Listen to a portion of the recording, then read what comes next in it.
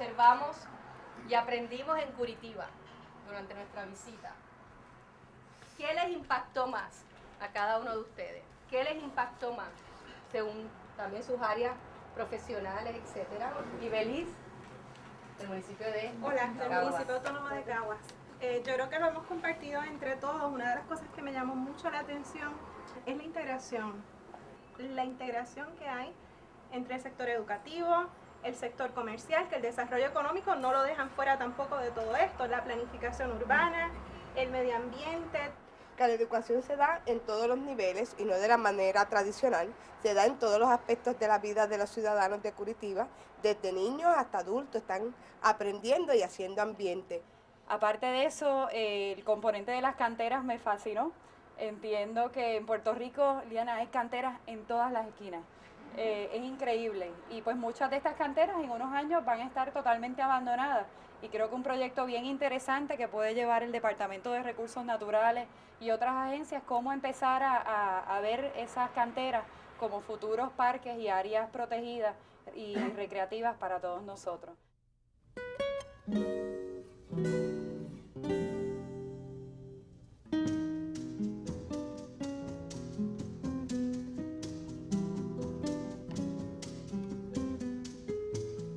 La ciudad de Curitiba lleva en su nombre el reino vegetal y está inspirado en el árbol más notable de su flora, el araucaria. Para los indígenas, este pino era un símbolo de prosperidad porque las semillas de su fruto eran su alimento primordial durante el frío invierno.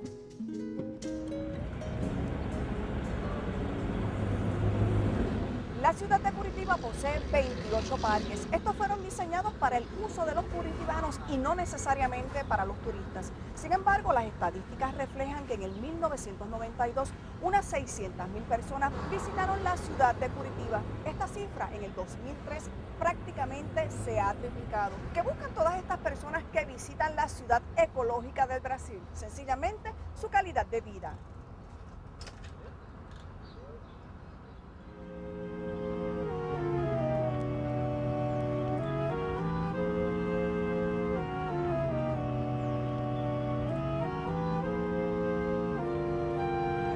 La ciudad tiene actualmente 18 millones de metros cuadrados de parques y bosques. La Organización de las Naciones Unidas recomienda que haya 18 metros cuadrados de área verde por habitante, pero Curitiba tiene 52 metros cuadrados de áreas verdes por persona.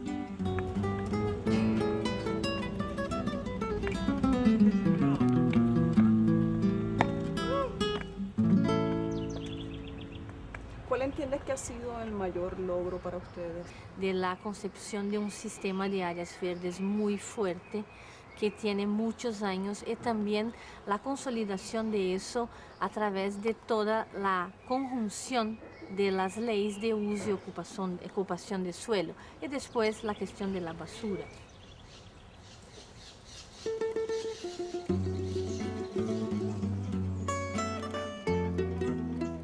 La Universidad Libre del Medio Ambiente es el mejor ejemplo de preservación ambiental en la capital ecológica de las Américas. Esta estructura está ubicada en un feo hueco abandonado al finalizar la explotación de una cantera.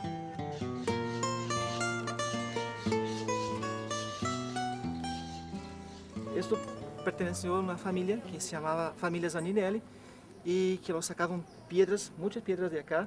Tenía una montaña gigante de piedras, lo sacaban todo y eso se pasó por muchos años. Entonces lo vendieron, después que lo cavaron mucho abajo. O sea, bajo el nivel freático sí, que estamos viendo. No tenía el agua antes. Entonces después que pasó a tener el agua, no podrían hacer más nada con el espacio. Entonces lo vendieron a la alcaldía. Y la alcaldía tenía un proyecto inicial para hacer eso, un basurero gigante. Un basurero. Un basurero, sí. Increíble, ¿no? Sí, eso pasa. Entonces lo cambiaron la forma de pensar las cosas en la alcaldía y bueno, empezaron a pensar entonces una forma mejor de trabajar con los lugares que estaban malos en Curitiba. Vamos a cambiar todos esos, vamos a hacer lugares mejores para la comunidad. Entonces, por eso que ahora tenemos el parque. Tienen un parque y aquí mismo es la sede de la Universidad Libre del Medio Ambiente. ¿Qué programas lleva a cabo la universidad? Bueno, nosotros tenemos programas de capacitación, son cursos chiquitos, no son cursos de graduación, ¿sabes? Hay gente que nos pregunta siempre, pero no son cursos de graduación. Son más bien talleres. Sí, talleres que son chiquitos, pero todos que destinados al conocimiento de la naturaleza. Es precisamente con esta institución ambiental, que es única en todo Brasil, que la Universidad Metropolitana de Puerto Rico trabaja un acuerdo de colaboración educativo. Para atraer estudiantes de escuela superior, estudiantes universitarios y que no necesariamente tienen que ser universitarios de la UMED, sino que lo vamos a estar abriendo a todas las universidades en Puerto Rico, a hacer una pasantía en la Universidad Libre del Medio Ambiente. Igualmente, estamos en el proceso de articular un acuerdo de colaboración entre la UMED y el IPUC para poder traer un programa de desarrollo de profesionales puertorriqueños hasta el IPUC y de una vez llevar profesionales del IPUC a ofrecer seminarios cortos en Puerto Rico. Para el grupo de profesionales puertorriqueños, la Universidad Libre del Medio Ambiente fue motivo de análisis. No únicamente por el aprovechamiento de terreno, sino por el reuso de postes desechados del tendido eléctrico para la construcción del edificio.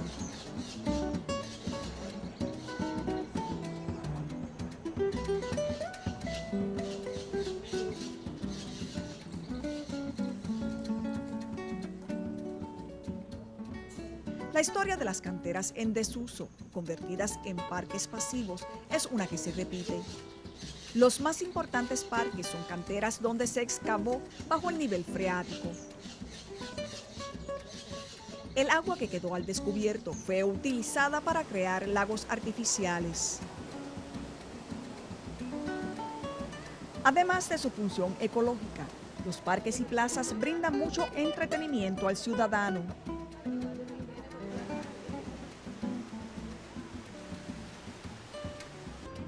Todos los parques están entrelazados, están debidamente rotulados y tienen abundancia de depósitos para la basura.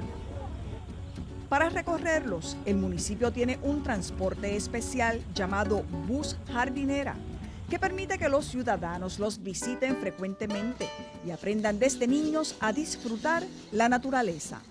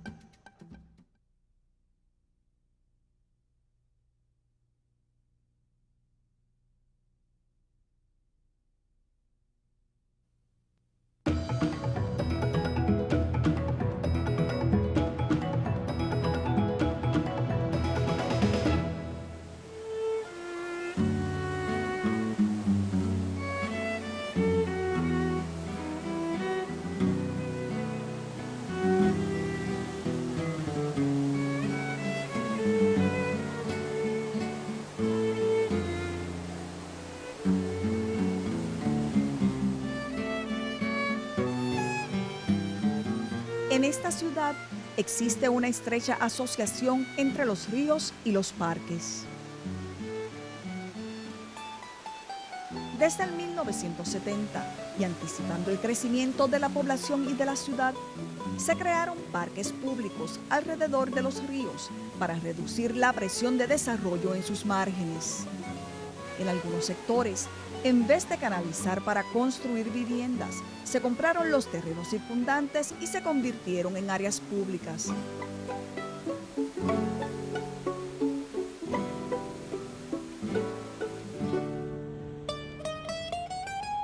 otros, los ríos fueron represados, formando lagos que además de embellecer los parques, regulan el flujo del agua evitando inundaciones.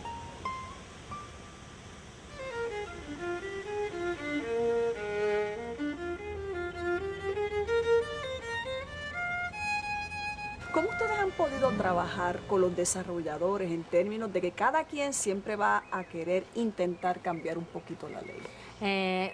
La consolidación de una escuela de urbanismo ambiental que se ha empezado en la década de 65 con la creación del Instituto de Pesquisa y Planificación Urbana, el IPUCI, ha empezado a introducir una escuela, a crear una escuela y a crear una conciencia en los técnicos de que era importante, y mismo en épocas donde se ocurrió cambios políticos, cambios de gobiernos, esto no se puede quebrar. ¿Qué leyes ustedes tienen o qué incentivos tienen para aquellos desarrolladores que quieren construir en áreas, por ejemplo, si yo tengo una casa histórica, en zona histórica, que quisiera restaurarla o eliminarla porque tengo un buen espacio que lo puedo aprovechar en un multipiso? ¿Cómo ustedes negocian? ¿Cómo pueden trabajar con ellos? Nos trabajamos mucho la cuestión de la preservación de la identidad cultural de nuestra ciudad.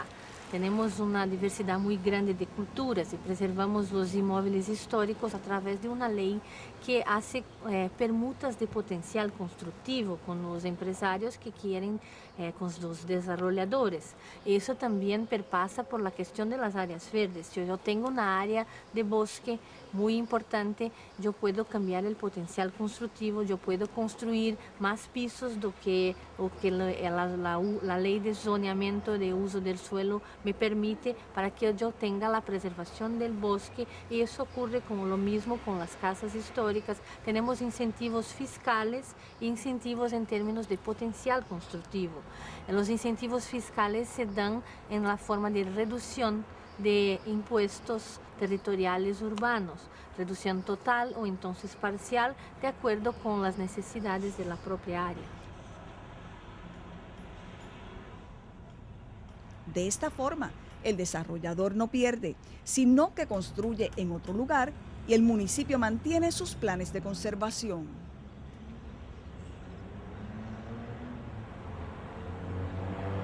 He vuelto a tener una sensación de que es posible hacer cosas. Aquí hay un elemento común cuando se planifica. Se está planificando con el ambiente. En Puerto Rico se planifica económicamente, que es muy diferente. Y eso es lo que nos ha desvirtuado. Pero no trabajamos con las condiciones que tenía nuestro suelo, que eran áreas inundables, que es una zona montañosa, con una costa estrecha, y vemos nuestros recursos como algo ilimitado, y son recursos realmente agotables. Sin embargo, aquí yo pude apreciar que realmente tenemos una oportunidad de cambiar ese enfoque, porque no lo hemos perdido todo. A su vez, me trae a mí, en el carácter profesional dentro de la agencia que yo trabajo, de llevarle el mensaje al secretario para utilizar uno de los conceptos que nosotros los conocemos, pero que no lo hemos desarrollado, que es la transferencia de derechos de desarrollo, en el resultado hacia las áreas urbanas, pero protegiendo las áreas naturales.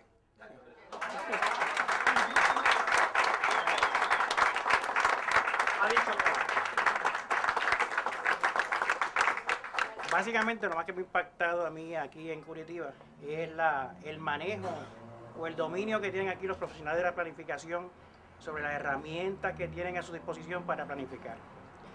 Que, como se habló, en Puerto Rico también las tenemos, pero que en realidad nadie o no las utiliza o no saben cómo utilizarlas. Se habló en la conferencia sobre la transferencia de derechos de desarrollo, que sabemos que existe en el reglamento 4 de la Junta de Planificación desde años de antaño. Y en la ley de municipios autónomos, y todavía nadie tiene un manejo total y firme de cómo utilizarla. Teniendo la herramienta en la mano, pues no nos atrevemos a utilizarla o no sabemos quizás cómo implementarla. Y esa conciencia me llevo de cómo el arquitecto, que muy bien la desarrolló y la aplicó allí en la conferencia, y le agradezco mucho su aportación. Voy con ese incentivo de volverlas a implementar en Bayamón, tratar de de reglamentar de forma tal que el desarrollo urbano sea exitoso en el segundo plan territorial que estamos realizando.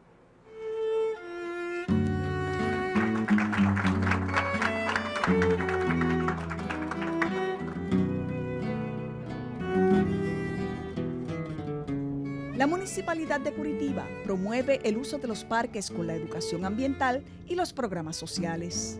Por ejemplo, el Jardín Botánico es un lugar de esparcimiento que alberga una exhibición permanente que recrea la amenaza al Amazonas mediante la tala y quema de bosques.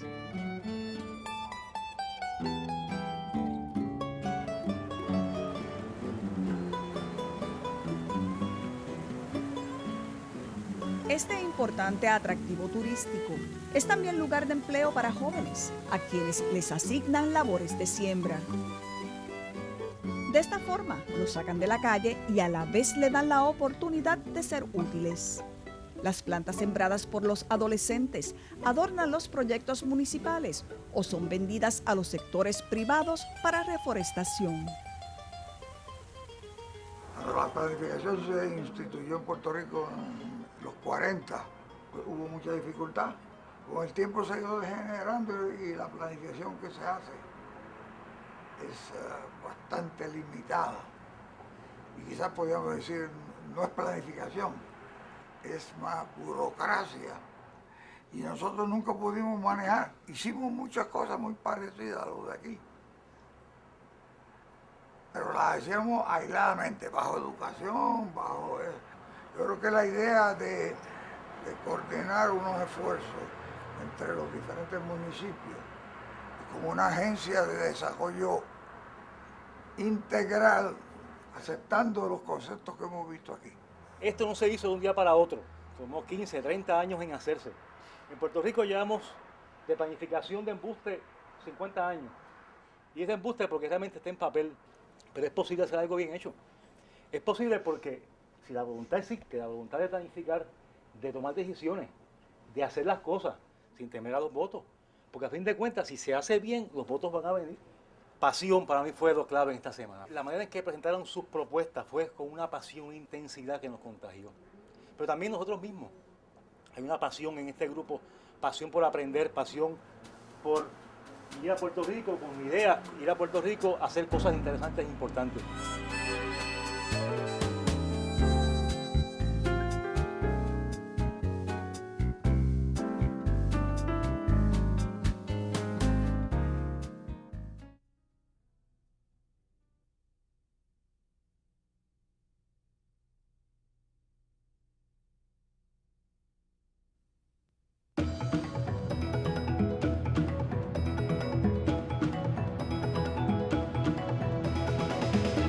Compañero Celso dijo algo bien significativo.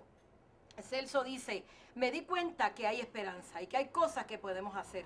Siempre hay esperanza. Nosotros tenemos muy buenos recursos. Nosotros somos un pueblo que se nos ha repetido mucho lo que no tenemos.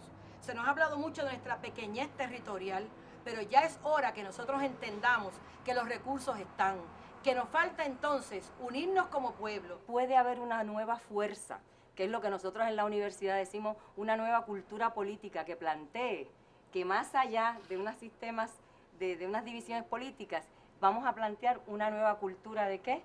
Una nueva cultura de participación, una nueva cultura de colaboración, una nueva cultura de conciencia ambiental. Y a mí me parece que eso fue lo más que me emocionó. Yo tengo aquí la notita porque Edwin lo trajo.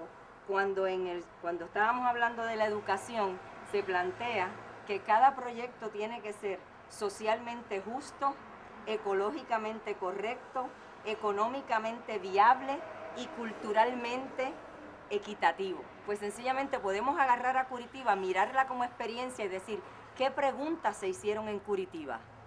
Vamos a hacernos preguntas así de profundas. Y después le damos nuestras propias soluciones porque los boricuas también somos bien creativos. Entonces debemos tratar de evitar de que la gente te diga, eso como decía, don Salvador le preguntaba, ¿y por qué otra gente no lo hace? Porque dicen que Curitiba es excepción. No, Curitiba no es excepción, Curitiba es modelo. En Curitiba existe una fuerte fiscalización ciudadana y no se construye absolutamente nada sin la aprobación del Instituto de Investigación y Planificación Urbana. Y es que el IPUC está compuesto por un equipo interdisciplinario de profesionales indispensables para la planificación de una ciudad habitable. En este equipo hay arquitectos e ingenieros, pero también hay geólogos, sociólogos y psicólogos, entre otros profesionales. Y yo creo que ahí viene la diferencia del trabajo realizado en Curitiba por este instituto, en pensar la ciudad coordinadamente. Nunca un proyecto, por ejemplo, solo de parques, solo de transporte. ¿Por qué? Porque el parque tiene que ver, por ejemplo, con saneamiento, con preservación del medio ambiente, con educación ambiental. Por ejemplo, el transporte. El transporte no es solo autobuses. Tiene un significado social, calidad de vida al ofrecer tramos, viajes más cortos, más rápidos. Eso es calidad de vida. Entonces, al pensar la ciudad en forma general, creo que viene el mayor logro de Curitiba. Y el ciudadano notó esto a lo largo del tiempo. Entonces, hoy el ciudadano curitibano se enorgullece de su ciudad. Y creo que los logros obtenidos, sea en calidad ambiental, en calidad del transporte, en los servicios sociales, de educación, los centros de salud, la atención pública, esto es una conquista del ciudadano. Está se fazendo na boca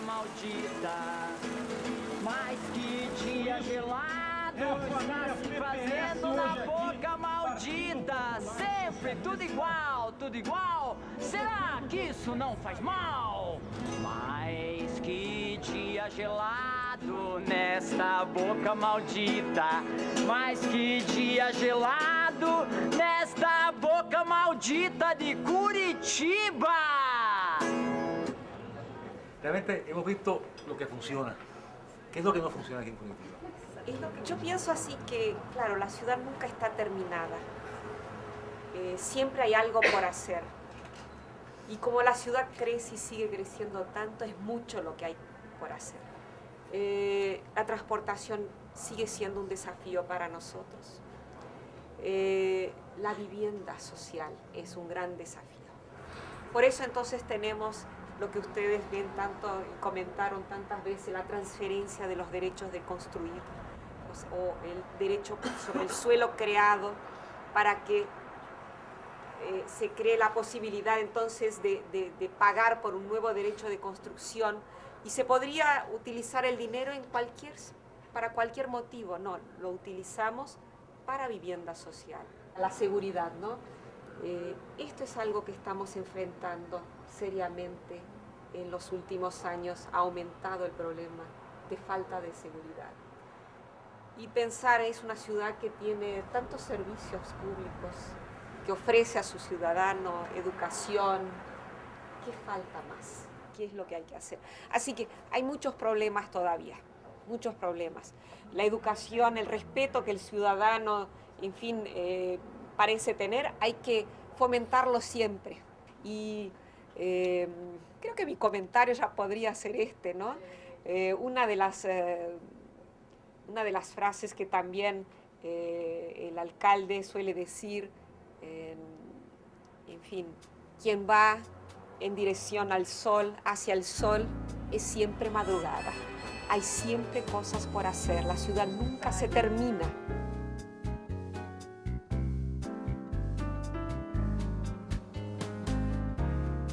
Por ser Curitiba una ciudad viva, no es perfecta. No está concluida su planificación, ya que cada día que pasa, más y más personas quieren venir a vivir en esta ciudad. La calidad de vida es un derecho que se disfruta en Curitiba, una ciudad viva, diseñada para la gente.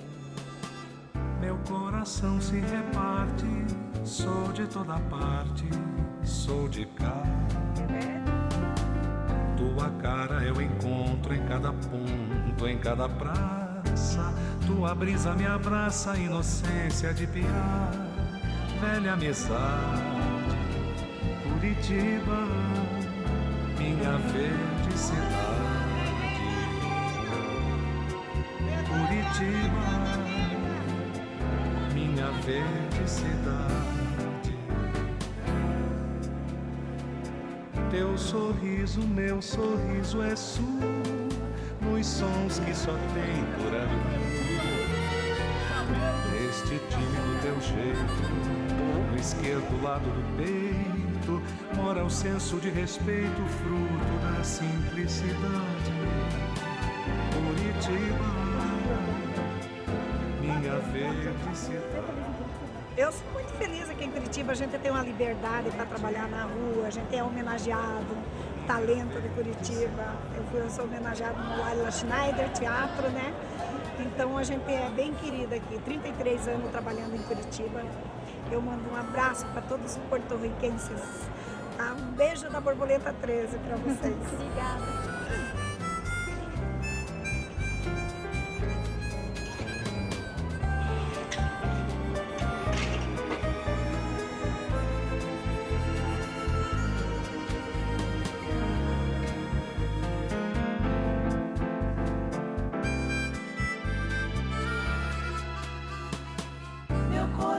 Se reparte. Sou de toda parte, sou de cá. Tua cara eu encontro em cada ponto, em cada praça. Tua brisa me abraça, inocência de piar. Velha amizade, Curitiba, minha verde cidade.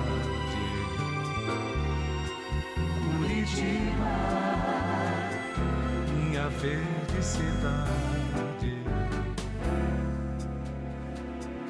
Meu sorriso é sul, nos sons que só